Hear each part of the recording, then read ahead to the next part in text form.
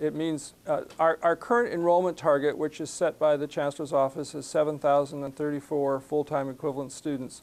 We have to reduce that by 6%, and I can't remember exactly what that is, but it's around 450 or something of that sort.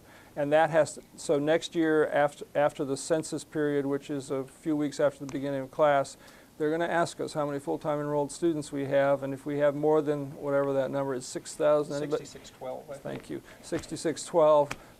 Then they're going to take away whatever money we got from you guys. 6613. They'll take away the state university fee that you paid and other fees and so on, and pull it down in the Chancellor's Office.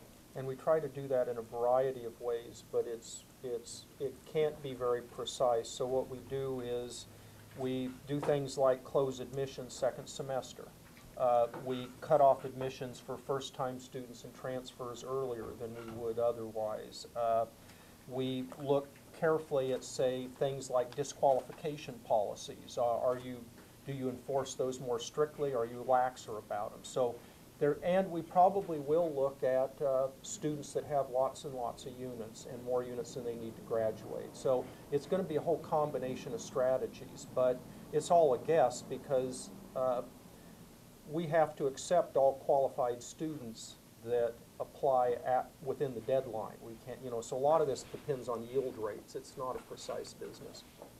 Let me also add that this year, for the first time, I've been here a little over 7 years, for the first time, several of the presidents asked the Chancellor's Office not to view all 23 campuses in the CSU as one homogeneous unit, because Humboldt State is very different from San Diego State, which happens to be my alma mater, for example.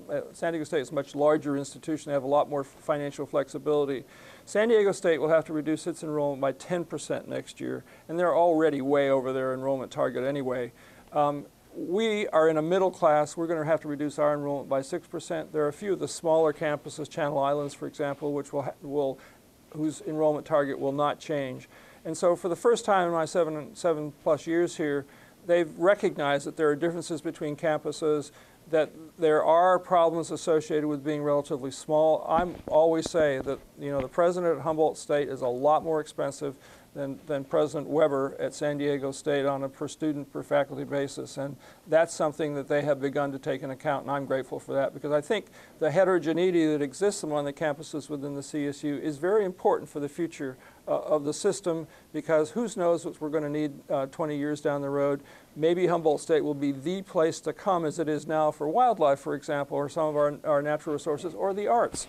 Maybe it'll be the place to come for journalism, and the variety that we have between campuses will be critical for the ability of the CSU to respond to the needs of the people of California.